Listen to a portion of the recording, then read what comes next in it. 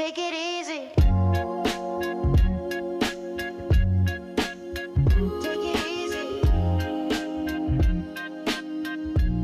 All right, everybody, welcome in to the Easy Approach.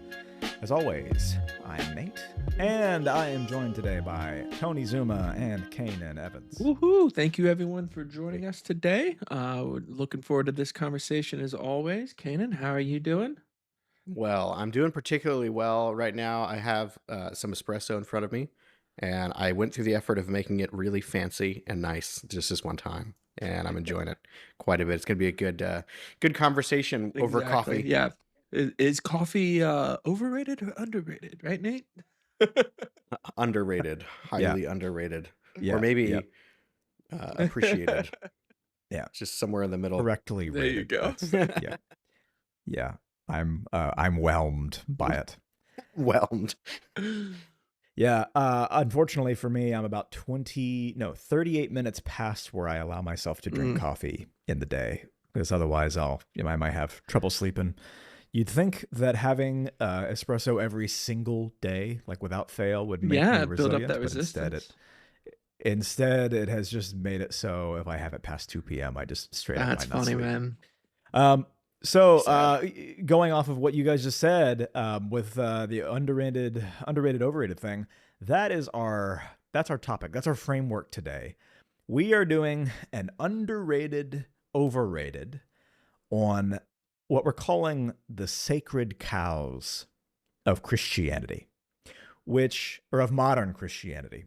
Well, that might seem like combining two things that are totally unrelated. What I mean by that is kind of the like untouchable pillars that basically everybody in Christianity thinks is like good, like dominantly the widespread consensus is that this thing is like, yeah, thumbs up. This should be a part. And it's a part of basically every church you'll go to or every Christian group you go to. We are going to be throwing some of those things out there. Some cliches, some it's in every church service, some it's brought up in every small group, some media presences, whatever else. And we are going to be hitting just a quick reaction of, is this thing overrated or is it underrated? And why? Make sense, fellas? Makes sense. All right. Well, if you guys understand the assignment, I'm just going to launch us right in. Ready? Here we go. The Chosen, overrated or underrated? Oh, Now, to clarify here, the Chosen is a TV show. Well, I forget, what did season 3 just finish? That's a good question. I will admit that we are not caught up to the most recent season. I think it was season 4, because I feel like we've watched seasons 1 through 3. I'm not sure. Yeah, the Chosen is a TV show that follows the life of Jesus and his disciples. So it's covering the events that are shown through Matthew, Mark, Luke, and John. I thought this was the 1977 British Italian horror film. The Chosen? Easily, to confuse that. Totally understandable. Well, Yeah. yes, I didn't pick that one because obviously we all agree that it's of underrated. course. I'm talking about the show about The lesser known. the life and times of Jesus Christ, the lesser known one. That's right. Yeah. So The Chosen, overrated or underrated? I'm gonna In say general, sorry, one more thing. In general, this show is like, it's like, no pun intended, the second coming in most churches. Everybody It does loves seem this like that. thing. I see clips shared all over the place. There are some dissenting voices here or there. You know, if you hop on a Facebook thread, you'll have, it's always like a 52-year-old Baptist who is Hey, those are my like people, man. just angry about something. I'm not saying it's wrong if you're a 52-year-old Baptist. Like I hang out with 52-year-old Baptists all the time. Like me and Tony. the 52-year-old, Me. like Tony, who is a 52-year-old. That's me. But I'm just saying, if you're a 52-year-old Baptist, there's definitely a handful of you that are on every Facebook thread being angry about some Christian thing, and you will be angry about like literally anything. Any verse someone posts, you're angry about it, and Now, there's always is that someone angry about person something. overrated or underrated? I'm gonna say underhated. Underhated. Okay. Just kidding, just kidding. Not hated at all. However, I wish you'd stop being so negative about everything. I'll try harder. I'll try harder. So the chosen, underrated or overrated? Canaan. I'm gonna go with overrated. I'm Okay, underrated. Now Haha. here's the thing. I actually really I do like it, but this is gonna sound so shallow. I'm sorry, audience, if you are a dedicated chosen watcher. I didn't finish it. We watched some of it, and the storyline was just a little weak. I'm just kidding. It's directly out of the Bible. Wow. No. They could have wrote No, a much better, I just compelling story, right? I mean, yeah, I know. That's what I'm saying. It's Take just it the up main with character. Matthew. Take it up with Luke. there What are a so many self-righteous plot guy, holes. No, That's- yeah, I am well. gonna say overrated, only because I didn't finish it. It didn't I didn't hate it. I didn't love it. I just didn't like it enough to keep watching it. I probably will still finish it because I thought it was good. Like, I liked it. I did enjoy watching it. I'll show it to my kids. Well, my wife and I will finish it someday, But I'm going to have to say overrated just because it's not something that's changed my Yeah. life at this point. Understandable. I'm gonna disagree with you. Me I'm too. disagreeing. I think that as popular as it is, I actually think it's Yeah. underrated. Okay. I don't think people understand how good a job they're doing. And I mean, okay, my background is in biblical study, and I've spent a lot of time in this kind of stuff, which is not to say like I'm the authority, so I'm the one who gets to decide if it's underrated. But my opinion is that somehow, and you know what, I need to give a full disclosure here. I have not sat down and watched all of The Chosen. I have experienced it in chunks, and sometimes disconnected chunks. Same here. Yeah. However, my really consistent experience is that they are handling the life and message and work of Jesus like very, very well, and that is incredibly difficult to do. Like, it is really, really hard, I think, what they're doing. And they're doing it with like very careful respect for first century Jewish culture. They're doing it with very careful respect for the overarching themes of the Hebrew scriptures. For me, I've been consistently, I guess not blown away, but very impressed, where any other depiction that I have seen is the opposite of that, in my opinion. Like, any other depiction of the life of Jesus I've seen, aside from just the Gospels, has been very overrated. So I think somehow actually underrated. In defense of your underrated, I will say this. Having grown up in the 90s and had like the anything that came out of like a Christian studio was Canaan, you're I don't want to say you're dog taking the words water, out of my mouth. This is literally what I was about but to it's talk about. Yeah, fully yeah. dog water, Yeah. I will say I was impressed of the some of it that I've seen, which I've not finished it. Probably not even fair to give it.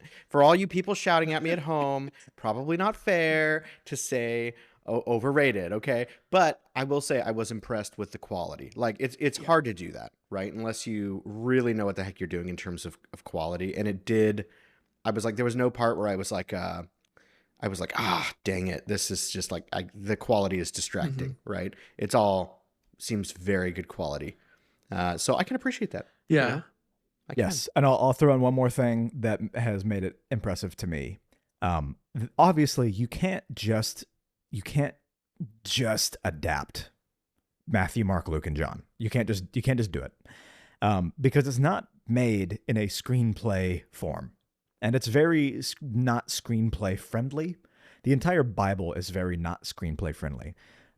It's very much written in a Hebrew tradition, which intentionally has a whole lot of gaps. And the gaps are very intentional. It's like it highlights certain things, and then it leaves a lot of other things to the imagination. And I believe that's intentional as a way of inviting the reader into the processing and into the like the experience. But what that means is you have to add stuff. What it means is you've got to fill in the gaps to make a story and make a scene actually play itself out.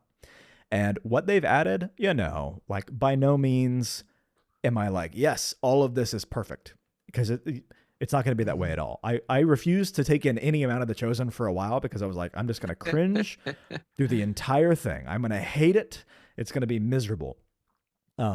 Like how not at the same level, mind you, but how I really don't want to go see the new Mario movie with my kids in the theaters, because I'm going to hate the way that these like figures that I was raised with are depicted.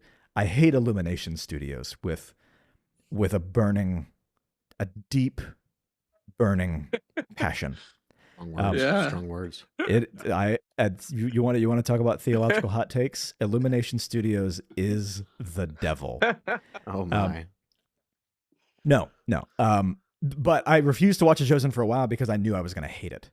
But then when I finally did, obviously they're adding stuff and they're embellishing and they're having to take creative license in order to make it even watchable. But all that said, the stuff they're adding is very thoughtful and informed, and it feels like true to the message and the idea, and not just like in a rigid way, but also not in a they're just taking it all kinds of directions that it has no right going way, but in a really balanced way. It feels like it's somehow striking the right balance. And for me, that's crazy impressive. I would never even want to try to do that. I would never want to try to do what they're doing, but I'm impressed with what they are doing. I couldn't agree with you more on that. I think it is extremely just talking about that aspect in and of itself, it's extremely underrated how difficult it is to adapt something into a television format, a blockbuster movie format that was originally not that. I know that just from books that I like, right? And we have certain books that we like that have not been adapted well, and it's frustrating. And so, Nate, I fell into that same camp of I drug my feet for so long to watch this show because I knew that I was gonna be nitpicky, and I knew I didn't want to be nitpicky. I didn't want to be like that, but I was like, oh, they're gonna mess up the theology, and that's gonna be too much of a red flag for me, and I just won't be able to enjoy it. Uh, and yeah, eventually, when I finally did watch it, man, there are two things that really stood out to me. And Canaan, the first one is what you took out of my mouth, is the quality. For me, when it comes to just Christianity across the board, something that just I have a strong disdain for is cheesy Christianity, or very external, very fake, very insincere Christianity. And unfortunately, everything that I've ever seen that has been labeled as a Christian movie or done with a Christian direction, or anything Hollywood that has had a Christian attempt, has not been worth it. It's made a worse impact than a positive one. And maybe that's not the case. Except for Touched by an Yeah, Angel. right? Touched by an Angel. Remember that? Yeah. Super Christian show. I'm here. let me I'm an tell ya. angel. God loves you. The Lord loves you, Laura. That's funny. No, it's Sorry, funny. Um, We just I was just alienated about to most say, of our you audience just 'cause we're like, you just dated touched by a us. what? How old we are? yeah. You gotta I watch just, that. I just like to watch throwback content from well before I Exactly. was born. So that's Yeah, why. your other brother Elijah is like, what the hell are they talking about? But yeah. Yeah. Yeah, no, Go ahead, Tony. so the quality surprised me. They actually did put in strong effort, and man, that's huge because I have not seen that. And I think unfortunately that's the truth, not just with Hollywood, but a lot of Christian circles. I hate to say that, not all, but a lot of Christian music is not my favorite. I think it's just very introduction level as far as complexities, or as far as like artistic craft. And so, yeah, I have a little bit of hesitancy when it comes to slapping a Christian brand onto something that other Yeah. people are doing? Yeah. And I think of other Christian attempts to tell stories in general, whether it's movies or even just like the life of Jesus. Do you guys remember? Well, like for some reason, this used to get shown to me in Sunday school, but it was from like the 70s, I think, where there'd be like those little like cartoons of these, like there was like this robot that would take these kids into the past into like Bible stories. Do you guys have any idea what I'm talking about? I barely have any idea what I'm talking about. Wait, yeah. Oh man, I gotta Google. Hold on. That robot That Christian robot kid show. cartoon where he would take kids into Bible stories. Yeah, this sounds like a fever dream. Let's see. I'm Googling. I'm not Like seeing. Magic School Bus, Superbook. Superbook. Never heard of it. Never heard it. Serious? Okay, it was from the 1980s. Superbook. Yeah, oh my gosh. You guys don't know, but I'm sitting here watching the intro on YouTube and tripping out. Yeah. So you would have like this robot would take these kids back into Bible stories, and then they'd meet like Jesus and meet stuff like that, or meet other characters from these stories. And in all those depictions, Jesus is like this. He's this soft-spoken, like ethereal being who kind of glides across the dirt, and he never laughs, and he's always speaking with like a Middle Eastern British accent or something. And he's like staring off into the distance like he's like buffering or something.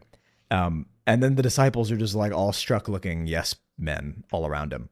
I love that we get a nicer or a more like, it's hard to say real, but it's something closer to a realistic depiction. Absolutely.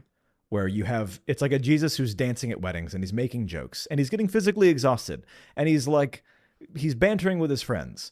And the disciples are like gritty, real dudes who are people. Like, they've got personality flaws and they've got tax debt and they've got marital problems and they've got like, and yeah, they don't like views each other. Right. But I think it's like, okay. Like, but the fact that it's all executed well, it's like, all right, for the incarnation of Jesus to mean anything, Jesus actually had to be a human being. Like, what a breath of fresh air that is to me. And then, I don't know, there's so many other Christian movies that are just so bad. Yeah. And have you guys seen God's Not Dead? I actively avoided it for these very reasons. Yeah. I will say, if you are listening to this and that's your favorite movie, that's fine. We don't all have to like the same thing. Quick, shut it down. I didn't like heretics. it. And I didn't like how the Kevin Sorbo bad guy is this like straw man villain atheist who actively forces all his students to write God is dead on all their papers, and then you find out later he's just secretly super angry at God because his mom died and he gets hit by a car at the end of the movie, and then he's like on the pavement and then he converts. And the whole thing just feels so void of reality. Yeah. To me. In defense of that movie, I do not like that movie, but in defense of that movie, I had that literal experience in college. That exact, not quite like, right, God's not dead, but like, it was the exact same thing. And I got hit by a car. I converted on the at the pavement. last moment and passed away suddenly. No, but I had I'm trying to remember what his name was. I won't say his name, but it was at Indian River State College, and the guy literally said, and I want to say it was a psychology teacher. He literally said, "God is not real. If anybody disagrees with you, raise your hand right now, and we'll have a class-wide, debate on this." And it was like shocking. So it happens. Sounds fabricated. It's real life. Yeah, well, that I did have the same exact experience in a psychology class in college. Even the same guy. Who knows? Maybe it was the same dude. Did he have long dark hair? I won't say his name. No, okay. Definitely not. This guy had greasy hair. 70% of the class raised their hands. It was freaking. Dude, he looked a lot like Snape. I'm not gonna lie. Severus Snape. Alan Rickman taught my college psychology course. Yeah. Well, like somehow 70% of the room raised their hands, and he was just flabbergasted. Like he could not believe what he was seeing, and then we just moved on. Yes. And look, I'm not saying there are not really angry atheists out there. And if you're an angry atheist, by the way, you are Yeah, welcome honestly, to be here. I would love that. Like we welcome your anger and your atheism. Come as you are, angry or not. No, the movie, I just felt like it was executed very poorly. You can tell a story one way and it hits, and another way and it doesn't. I feel like the whole thing falls flat. So it makes me appreciate stuff like The Chosen a lot more when they're hitting on everything. And there's one more aspect to The Chosen that I think is underrated as well. And if you watch some of the behind the scenes where they do talk about like their dedication to the historical accuracy as much as they can, but like you said, Nate, they do absolutely have to fill in the gaps with things that make sense, hopefully. I do get the impression that a lot of these people understand the weight that they're carrying, because for me, the show does teach the gospel. It absolutely does. I think that there is a level of convenience where you have, where in creating this show, they have successfully removed so many different barriers that might have been there for a lot of different people in their lives who maybe they live in a certain spot of Oregon where they've never even met a Christian before, and they just know Christians as the Republican bad guys who just want to see, the stupidest things happen to America. And it's so easy for them to actually click a few buttons on their controller and watch something in what they would consider a safe space of their own home and have some level of truth presented to them in a very loving, realistic, creative, artistic way, and there be no fear of outside judgment for these people that who maybe would never have gotten that opportunity of meeting someone like the three of us in by walking outside. And so I think that there is a lot of people that this show does reach that would not have been reached otherwise, or maybe it's that extra, that the last straw on a camel's back in certain people's lives. And so I think that there is a level of severity there that these people do understand what they're carrying, and that I would like to think is why they strive so hard for the historical accuracy and for bringing such a level of quality, because they really do care about the message that it's trying to get across. It's not just entertainment in and of itself, you know? Yeah. Yeah. Yeah. That All makes right. sense. Underrated. All right. I'm curious to get to the next one. Yeah. Let's Are go to we, the next one. Throw it at us. All right. Here we go. So there was The Chosen was the first one. Here's number 2. Apologetics debates. Oh, I love how you Overrated combined that. or underrated.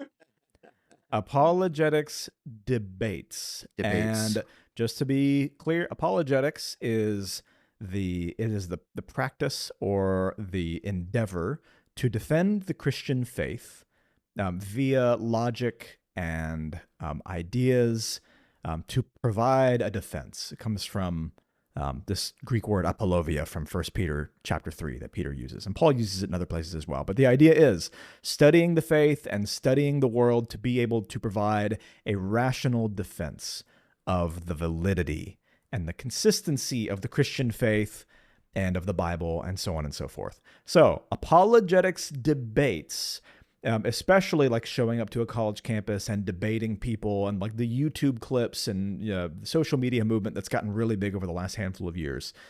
Overrated or underrated? I want to go so many different ways with this. Sometimes I think overrated, sometimes I think underrated. I'm going to say underrated. Okay. And here's my argument why. We have it, not just, it seems like we have a generation of people, and like my age too. It's not just the younger generation. So I'm not a boomer. I'm not quite there yet, but my age and younger and older too, who do not rationalize. They don't think through issues. They just like, they think about their feelings in many cases. And so I have watched a lot of these types of people over the years, and I have really appreciated hearing rationale You know what I mean? Tony, we mentioned in a past episode we previously recorded. You mentioned how it's Christianity is a description of reality, or this is what our belief is, right? That Christianity is a description of reality the way it really is. And so, we got to have a defense for that. And I think that bringing people to talk about those things it can be very eye opening for people in general. But what do you guys think? I don't know. Maybe I'm the only one who thinks that. I think it's So, good. Yeah. Tony, so what do you think? yeah, to sum it up, if I had to choose one thing to answer directly, I would say overrated. And the reason why I'd say that is because you didn't ask me about apologetics. You asked me about apologetics debates. What you were just saying, Canaan, I completely agree with. I think that there is a space for apologetics, which is this idea that, hey, Christianity is not divorced from reason and logic.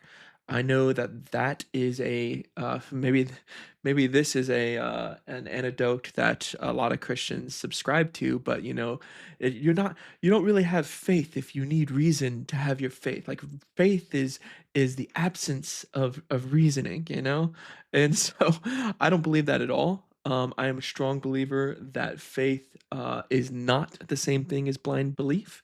I think that there is a reasonable um, uh, logic to Christianity and to the intelligence of God. In fact, I would make an argument that it's the intelligence of God that drives all of this. But the debate is the question, right? Actually engaging with someone else on some level of a public forum, and with sometimes it can come off as entertainment, sometimes it can come off as an argument, but at the end of the day, if you're not actually if you're attempting to have these conversations with people where you are trying to show people, like you said, Canaan, there is wisdom here, there is reasoning here. You don't have to just blindly believe, but it's in the context of an argument, then it's always going to be one-sided, and it doesn't matter how right you are or how wrong you are. The other person's not engaged in an actual conversation with you. They are just waiting for their turn to talk, waiting for their turn to debate you with what they already know to be the right, because you're obviously wrong and I'm obviously right. And so the moment you step into that arena, and I'm not saying all debates are like this, but if we are taking debate as a loose term, the moment you step into that arena, you're almost putting yourself in a spot where we do want to argue, where we do want to combat one another. And I'm not saying that there's not a place for that on some level for some people.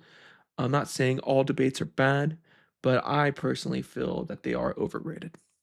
Canaan, your response? I am going to debate you publicly right now. Get ready to lose. No. Let's have a debate. Yeah, no, I think it totally depends on almost like the heart, the intention behind it is super important. And I've seen people do it, to your point, Tony, in an argumentative fashion where it's like, I am here to gut you, And I think maybe it just depends on how you are approaching a debate or an apologetics discussion. Because I've definitely had a lot of conversations which were like profitable discussions. And I would even say debates on some level, right? Like even what we're doing right now is a form of debate.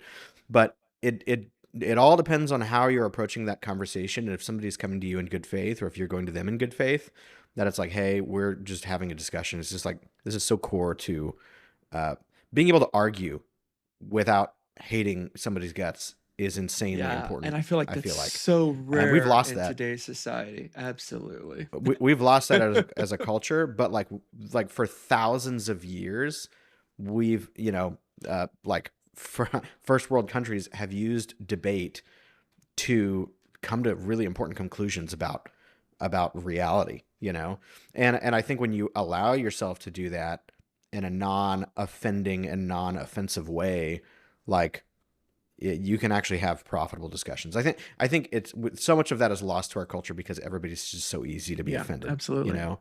And I think it's just like, Yeah. be willing to be wrong, you know, both like on both sides of a debate, be willing to be wrong, be willing to take concessions, you know?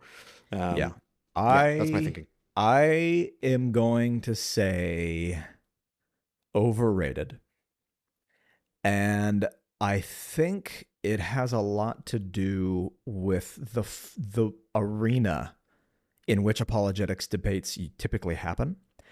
And I think so much of why we have a lot of trouble disagreeing with each other without hating the other person is because of social media and like the public Yes. forum, Yeah. Yeah. if that makes sense.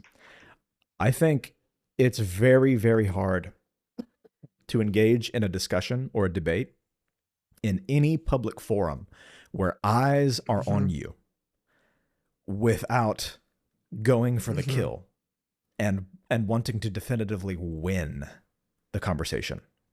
Because like by nature, immediately the eyes that are on you, like you're representing not only you and your pride, but you're also representing the entirety of your like ideology. So if you lose, it's a mark against you that's publicly seen. And it's also a mark against your entire ideology that's publicly seen. So, you know, you go and debate somebody on a YouTube video on a college campus. You have all the people watching, and both sides really need to be able to come out on top because it's going to get broadcasted to the whole world. And so you have people who are more willing to be intellectually dishonest, I think. That's true. Rather than just be like real, because the alternative is losing sometimes. Now, I think there's value in apologetics, but even if you go and read the spot in 1 Peter chapter 3, where Peter is describing how apologetics is to be done, he basically says, when you respond to persecution and mistreatment with love and generosity and faith and hope, he says people will question the reason that you have that response and that hope. And so he says, always be ready to provide a defense for the hope you have within you. And that provide a defense. That's the word apologia, which is where we get the word apologetics. But then right after that, Peter says, with gentleness and reverence. Yeah, big time. And I don't think in a public forum, gentleness like has a place, really. I think you can try, and you can try not to be mean, but I think gentleness is an unhurried, at its own pace thing. And I think gentleness is something that you have in a one-to-one debate or one-to-one disagreement or one-to-one sharing session or conversation, not in a public forum. So I completely disagree. I completely disagree. And my question, here's a and this is a real question. I don't my know what you're question disagreeing with. I disagree that you cannot approach a debate or an apologetics debate in a gentle way, you know. Or I agree with what you're saying publicly. But what I'm saying is gentleness by nature is something that doesn't have a timeline. And a debate always has a timeline.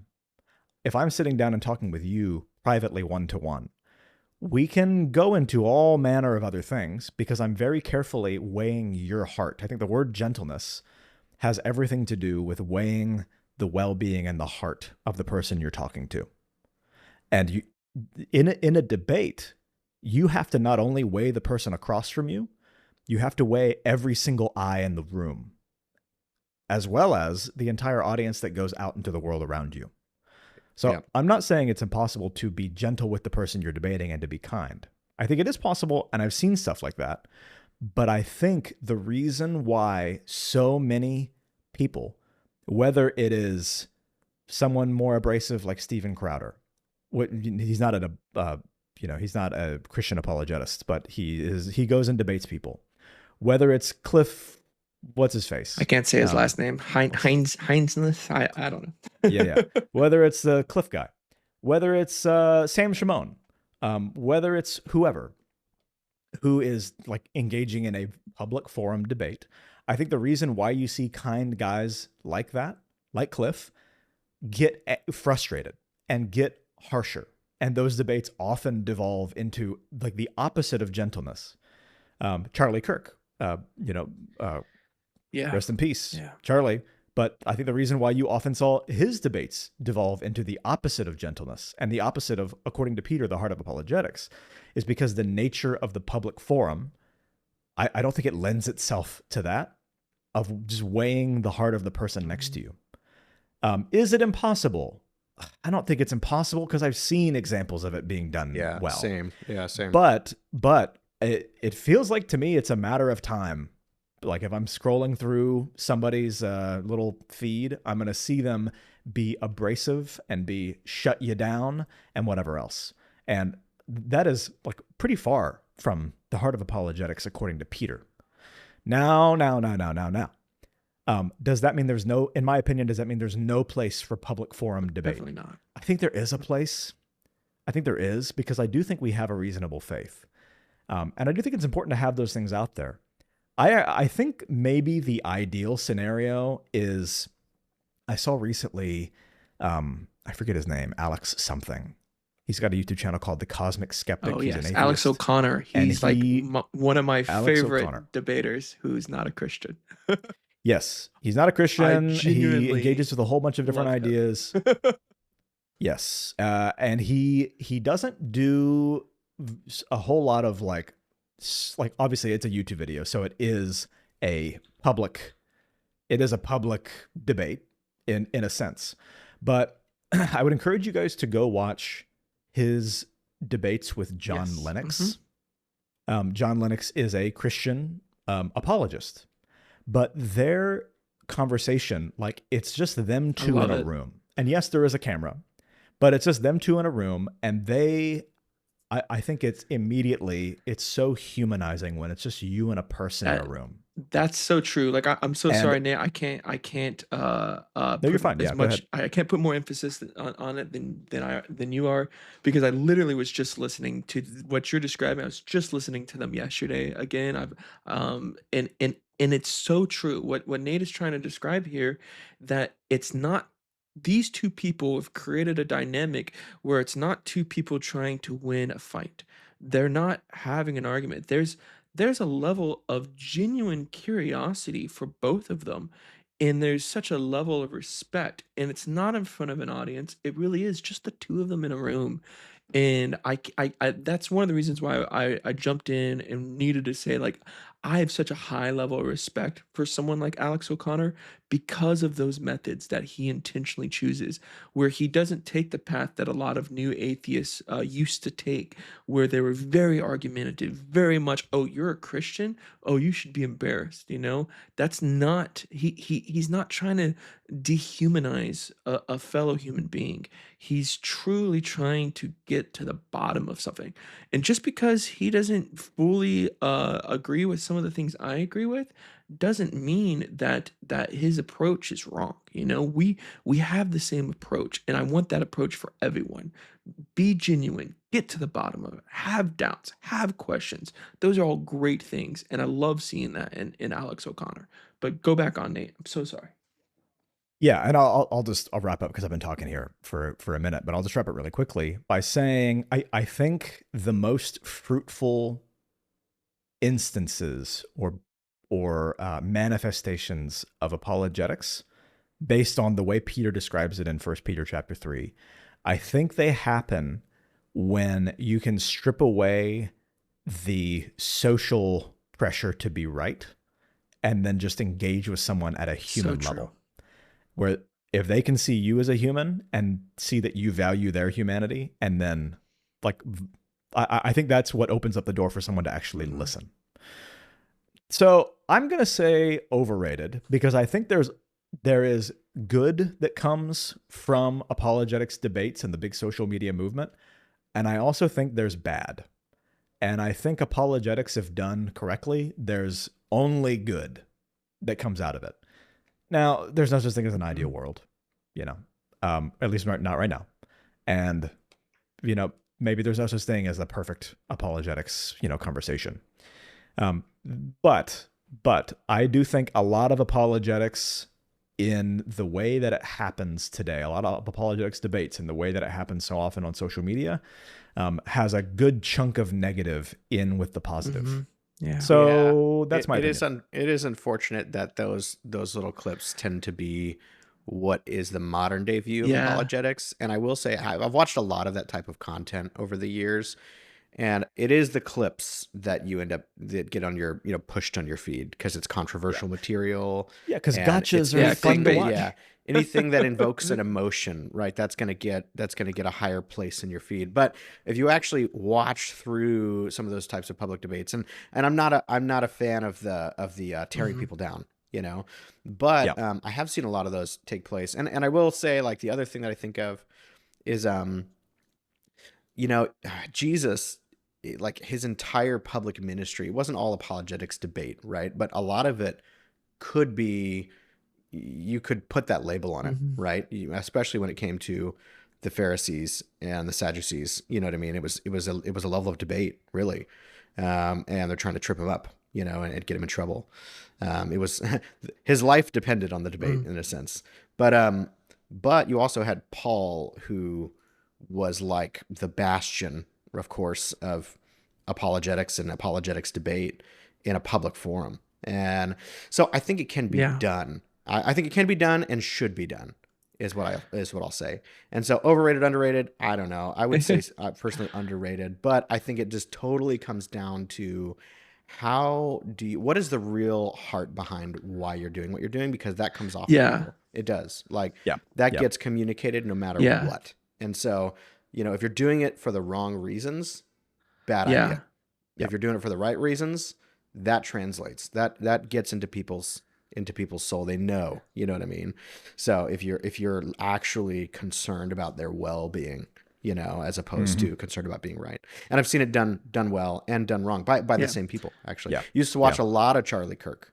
And there was a lot of stuff where I'm like, don't love how you handled that. But then I watched a lot where I was like, man, that he got through to that person, Yeah. because he let them know how much he actually cares about their well-being as a Yeah. person. That totally makes sense. And I have one last thing I want to say on this, and I know we can move on to the next one, maybe get one more of these overrated, underrateds in. But Wes Huff, he talks about a situation, and this is going to exactly what Canaan, you and Nate were just saying about the heart behind a public debate. He was talking about Wes Huff is a famous Yes, apologist right yeah, now. He's pretty Canadian popular right now. Just apologist, to add yeah. that extra clarification. He has a moment of vulnerability where he basically said, like, I definitely have regrets in as far in the space of apologetics in a public forum. And there was one specifically where he knows he made a mistake, and he knows that he has really had to. It was really a guiding moment for him to moving forward in apologetics with people, where someone basically asked him on a public mic in front of a lot of people about suicide, and like different his thoughts through it. The details of it doesn't matter as much, but Russ Huff, he had the answer. He had it boiled down. He was very logical, very reasonable, very rational. And he wasn't mean, he wasn't dehumanizing anyone, he wasn't attacking anyone. He had what he felt like was the truth that people needed to hear in a loving way. And he was absolutely, a lot of people would say he was absolutely right in that. After that, It was yeah, right, yeah, surgical. he was very surgical. Yeah. Surgically right. After Yeah. after that conference, whatever that was, one of his friends pulled him to the side and said, "Hey, do you know why that person asked you that question about suicide?" And Wes goes, "Oh, no, I have no clue. I didn't know who the person was, And it's like, well, because that person had a close family member, like it was a mother, a father, brother, or sister. I couldn't remember exactly what, but they committed suicide. And right away, that triggered something in Wes. And it went, oh crap. It didn't matter how right I was. It didn't matter how surgical I was. I should have spoke to the heart of this individual before speaking to the mind. Like there's this level of like you said, Nate, that the biblical verse of always being prepared, but in what manner? If you have all these right Christian answers, it doesn't matter if we're not actually seeing the person and seeing what they're dealing with and asking, how are they? Why do you ask me that?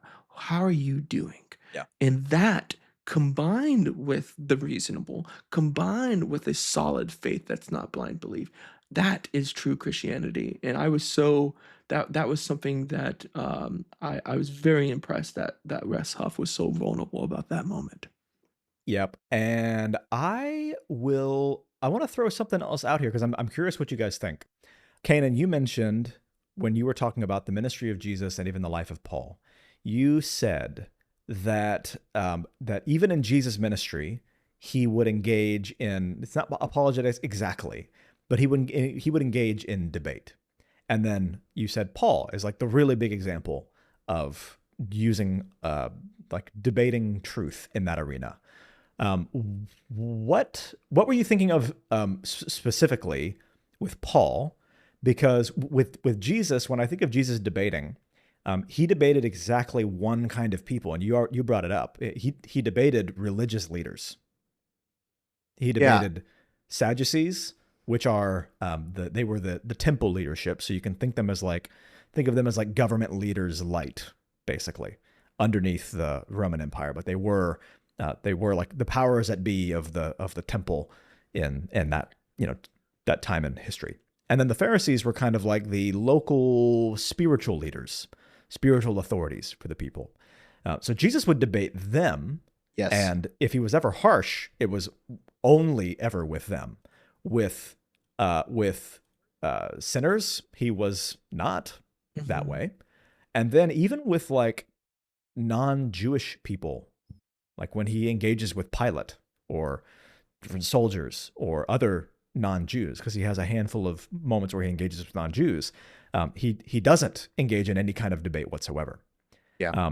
And then Paul, I can think of a couple instances where he has some significant engagement with non-Jewish or philosophers. Yeah, philosophers. Mhm. It'd be in Acts, somewhere in the center of Acts.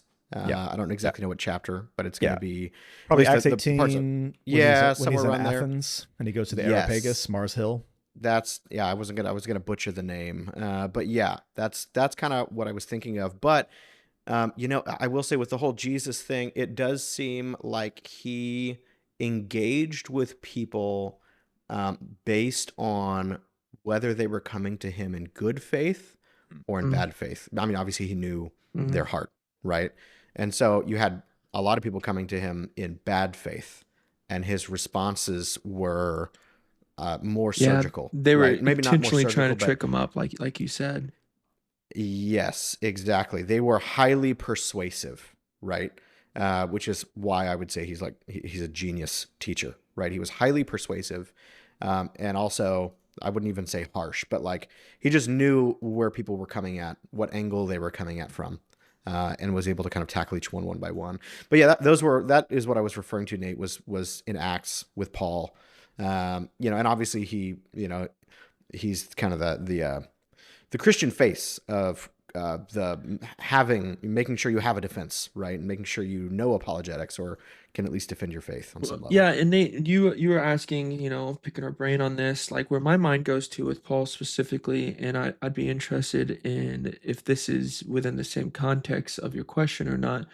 But Paul, dealing with specifically the Jewish Christians, the early on Jewish Christians, and his frustration with them, how there was a situation where basically a lot of these guys were like, oh, you want to become a Christian? Well, then you need to become a Jew first and then become a Christian. You have to go through all these Jewish sacraments and then you can do what we are doing. And Paul was so frustrated with them, trying to get them to see the reality of the situation, that like in Christianity is not just for the Jew, it's for the Gentile as well. And how he did pivot his ministry kind of away specifically from the synagogues and the Jews, to my understanding, and then went into the Gentiles because of that conflict that he was having. But that's just what I thought of when you asked that question about Canaan's comment on Paul. Yeah. Yeah, yeah. With both Jesus and Paul, I think you definitely see them engaging with a lot of like the miscellaneous people. Yeah. And then you see them engaging with like when I say miscellaneous people, I mean there's like just like the crowds. For Jesus that was just almost exclusively a bunch of Jewish people, although a couple times he has some things with some non-Jewish people. And then with Paul, it's more of a mixed crowd. You have him interacting with a lot of Jews, then a lot of miscellaneous non-Jews, Gentiles.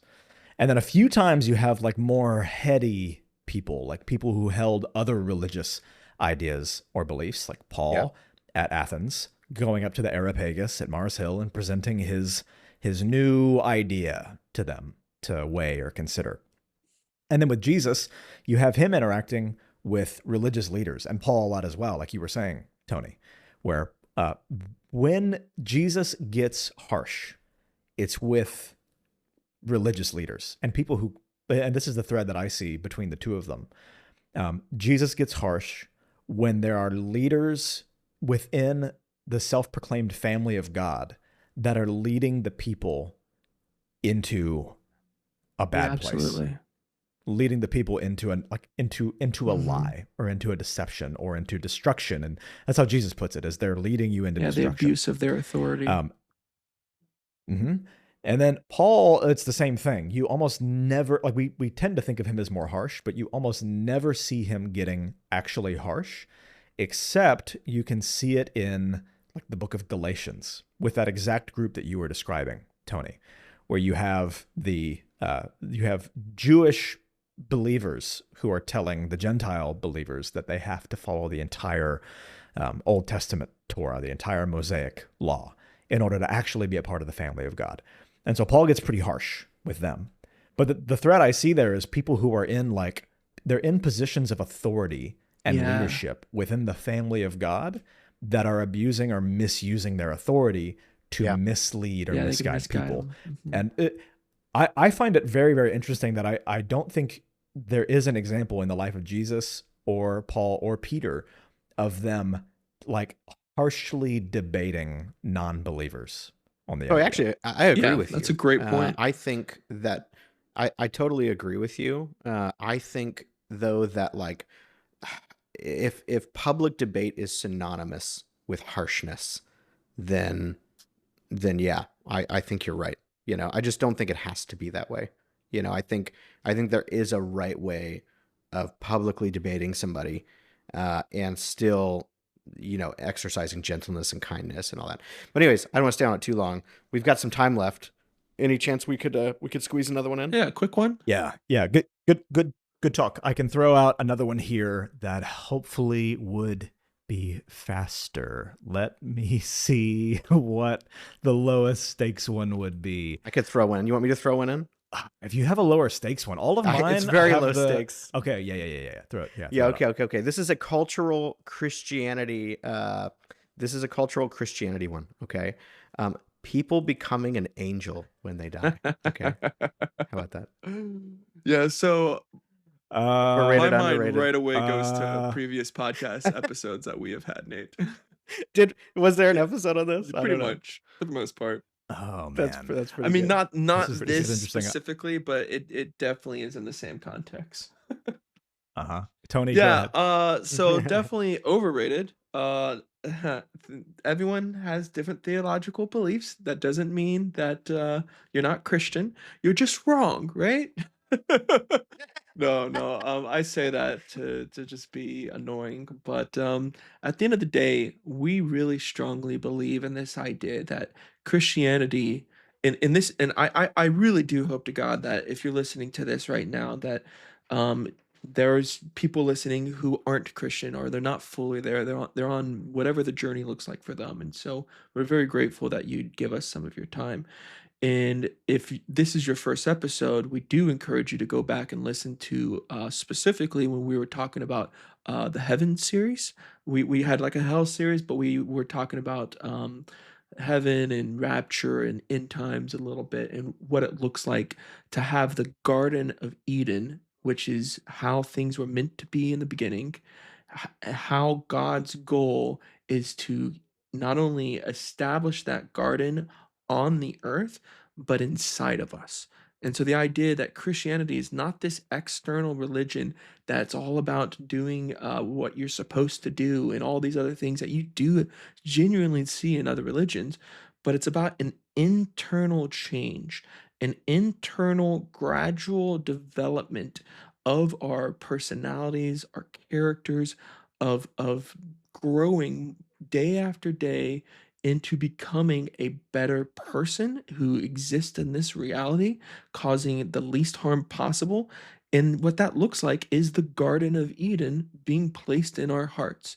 And when it's all said and done, when we die, when the apocalypse comes, of course we don't know the specific details, but what we have a pretty good idea of is you're not going to become an angel and float off and leave this planet. And But listen, hear me out. Okay. What about the verse that says every time yes, a bell rings, an angel an gets a angel ring. gets That's a his very wings? good verse, Canaan. Remind me Have where you that not one read that comes one? from. That's a great choice. I think it's It's a Wonderful Life, Exactly. 1946. Great. I love how we have that one committed Yeah. to memory. I think of the IT crowd when Jen dies, and the guy goes, "There's another angel in heaven today," and he points at this giant picture of Jen next to her coffin. Gosh. Yeah, is a poorly photoshopped picture of your cousin with angel wings not convincing enough Exactly, for I you, know, Tony? right? Your dead cousin with angel wings, you know? Checkmate. So it's Checkmate. definitely Got a him. funny thing, but like I said, I do recommend you to go back and listen to some of our podcasts on this, people who haven't heard it, because I love this topic. I love the idea that God is not about us escaping this terrible earth, but instead it's about Him establishing His kingdom on this earth.